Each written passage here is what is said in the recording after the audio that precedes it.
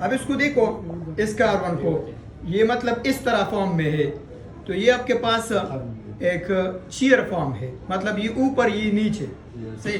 तो ये cheer form बनाता है क्योंकि सिंगल सिंगल बॉन्ड है, और मैंने आपको कहा कि सिंगल सिंगल बॉन्ड में रोटेशन पॉसिबल है, तो एक चीयर फॉर्म बनाता है। इसी तरह अगर स्ट्रेट फॉर्म में है तो हम कहते हैं कि ये मुकम्मल स्ट्रेट फॉर्म में है। अगर दोनों ऊपर है, ये भी ऊपर आ सकता है इसी तरह, सही है। तो फिर हम कहते हैं कि ये किश्ती जैसा है, बोट फॉर्म इसको हम कहते हैं, सही है। तो बोट फॉर्म, चीयर फॉर्म, और ये सब पॉसिबिलिटी अराइज होता है सिंगल बॉन्ड रोटेशन की वजह।